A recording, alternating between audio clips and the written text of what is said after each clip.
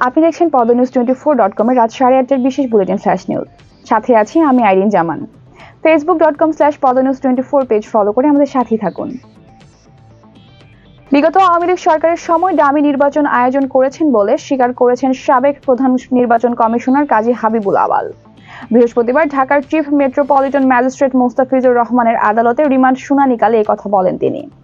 10 দিনের রিমান্ড আবেদনের পর রাষ্ট্র ও আসামি পক্ষের শুনানি শেষে তার 3 দিনের রিমান্ড মঞ্জুর করেন বিচারক। আদালতে অনুমতি নিয়ে কাজী হাবিবুল আওয়াল বলেন, রাজনৈতিক সমঝোতার অভাবে একতরফা নির্বাচন হয়েছে। তীব্র সংঘাতময় 12 দিন শেষে আপাতত যুদ্ধবিরতি চলছে ইরান ও ইসরায়েলের মধ্যে। ফলে স্বস্তি ফিরতে শুরু করেছে বিশ্ববাজারে। তবে এ স্বস্তি হয়তো স্থায়ী হচ্ছে না বেশি দিন। যুক্তরাষ্ট্রের প্রেসিডেন্ট ডোনাল্ড ট্রাম্প মনে করছেন এমনটাই। তার মতে এই মুহূর্তে যুদ্ধবিরতি চললেও সত্যিকার অর্থে যুদ্ধ থেকে সরে আসেনি ইরান ও ইসরায়েল। শিগগিরই কোনোদিন ফের সংঘাতে জড়াতে পারে তারা। ট্রাম্প নেদারল্যান্ডসের হেগ শহরে ছিলেন বুধবার। সেখানে অবসরের সাংবাদিকদের সঙ্গে মত বিনিময়কালে ইরান ও ইসরায়েলের সাম্প্রতিক সংঘাত প্রসঙ্গে বলেন, মনে হয় না ইরান এবং ইসরায়েল সত্যিকার অর্থে বিরতি মেনে নিয়েছে। তার ধারণা একটানা কঠিন এবং ভয়াবহ সংঘাতে ক্লান্ত হয়ে পড়েছে তারা, তাই বিশ্রাম নিচ্ছে। জুলাই গণঅভ্যুত্থানে প্রথম শহীদ রংপুরের আবু সাইদ হত্যা মামলায় তদন্ত শেষে প্রতিবেদন হাতে পেয়েছে প্রসিকিউশন। প্রতিবেদনে 30 জনের সম্পৃক্ততা মিলেছে বলে উল্লেখ করা হয়। বৃহস্পতিবার আন্তর্জাতিক অপরাধ ট্রাইব্যুনাল থেকে এ তথ্য জানা গেছে। রোববার ট্রাইব্যুনাল 2-তে অভিযোগপত্র দায়ের করা হবে। মঙ্গলবার প্রসিকিউশনে জমা দিয়েছে তদন্ত সংস্থা। এ মামলায় রংপুরে বেগম রোকেয়া বিশ্ববিদ্যালয়ের সাবেক প্রক্টর শরীফুল ইসলাম, পুলিশের সাবেক এএসআই আমির হোসেন, কনস্টেবল সুজন চন্দ্র রায় ও ছাত্রলীগের নেতা ইমরান চৌধুরী কারাগারে রয়েছেন। বৈষম্য বিরোধী ছাত্র আন্দোলন চলাকালে গত 16 জুলাই রংপুরের পুলিশের গুলিতে শহীদ হন বেগম রোকেয়া বিশ্ববিদ্যালয়ের ছাত্র আবু সাইদ। শেখ হাসিনার স্বৈরাচারের শাসনামলে নির্যাতন ও দুর্ব্যবহারকে বিরোধী মত দমনের হাতিয়ার হিসেবে ব্যবহার করা হয়েছিল বলে মন্তব্য করেন প্রধান উপদেষ্টা ডক্টর মোহাম্মদ ইউনূস। নির্যাতিতদের সমর্থনে জাতিসংঘ ঘোষিত আন্তর্জাতিক দিবস উপলক্ষে বাণীতে তিনি মন্তব্য করেন। বৃহস্পতিবার দেশের দিবসটি উদযাপন করা হয়। অন্তর্বর্তী সরকার নির্যাতনে এর সংস্কৃতি অবসান ঘটাতে দৃঢ় প্রতিজ্ঞ জানিয়ে প্রধান উপদেষ্টা বলেন, বাংলাদেশের সব নাগরিক নিরাপত্তা ও মর্যাদার সাথে বসবাস করতে পারা নিশ্চিত করা এর সরকারের প্রধান লক্ষ্য। সারা দেশে এইচএসসি ও সমমান পরীক্ষা সুস্থ ও সুন্দর পরিবেশে অনুষ্ঠিত হয় বলে জানিয়েছেন শিক্ষা মন্ত্রণালয়ের উপদেষ্টা অধ্যাপক ডক্টর সিআর আবরার। একই সঙ্গে দ্রুত ফল প্রকাশের আশ্বাসও দেন। বৃহস্পতিবার কলেজের কেন্দ্রে পরিদর্শন শেষে তিনি এসব কথা জানান।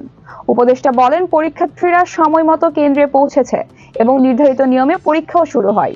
আইন শৃঙ্খলা বাহিনী, শিক্ষা প্রশাসন ও সংশ্লিষ্ট সবার সমন্বিত প্রচেষ্টায় একটি সুস্থ পরিবেশে নিশ্চিত করা সম্ভব হয়েছে। পরীক্ষা কেন্দ্রের স্বাস্থ্যবিধি সম্পর্কে তিনি বলেন, সব পরীক্ষার্থী মাস্ক পরে এসেছে, সবাই নিরাপদ দূরত্বে বসে পরীক্ষাও দেয়। বৃহস্পতিবার থেকে সারা দেশে শুরু হয়েছে এইচএসসি ও সমমান পরীক্ষা। এবারের পরীক্ষায় অংশ নিয়েছেন 12,51,111 জন শিক্ষার্থী। প্রধান উপদেষ্টার প্রেস সচিব শফিকুল আলম বলেন, সরকারকে দোষারোপ রিপোর্ট হচ্ছে, কিন্তু সমালোচনা নিয়ে শক্ত সাংবাদিকতা হচ্ছে না। যা হচ্ছে তা খুবই গড়পড়তা প্রতিবেদন। তবে তথ্য প্রমাণ ভিত্তিক ভালো প্রতিবেদন প্রয়োজন। বৃহস্পতিবার সকালে ঢাকার গণমাধ্যম সংস্কার কমিশনে বিশেষ সংলাপে তিনি এ মন্তব্য করেন। প্রেস সচিব বলেন, সরকার এখনো কোনো গোয়েন্দা বা বাহিনী দিয়ে গণমাধ্যমকে নিয়ন্ত্রণ করছে না। ভুল হলে ধরিয়ে দেওয়া হচ্ছে, তখন বলা হচ্ছে সরকার বাধা দিচ্ছে। কোনো প্রতিবেদন হলে কাল কানুন ব্যবহার হচ্ছে না, এসব কাল কানুন বাতিল করা হচ্ছে। সামাজিক মাধ্যমে বিয়ে বিচ্ছেদের কথা জানিয়েছেন জনপ্রিয় কণ্ঠশিল্পী কণা। আবেগঘন এক স্ট্যাটাসে তিনি জানান, স্বামী গোলাম মোহাম্মদ ইফতেখার গহিনের সঙ্গে 6 বছরের দাম্পত্য জীবনের ইতি টেনেছেন। বুধবার রাতে তিনি নিজের ফেসবুকে দেওয়া পোস্টে কণা লেখেন, তার বিবাহিত জীবনের পরিসমাপ্তি ঘটেছে। তার এই ঘোষণা ভক্তদের মাঝে মিশ্র প্রতিক্রিয়া ও বিস্ময় তৈরি করে। তবে বিষয়টি ঘিরে বিভ্রান্তি সৃষ্টি হয় যখন কণার স্বামী গহীন তার পোস্টে বিভিন্ন বক্তব্য দেন।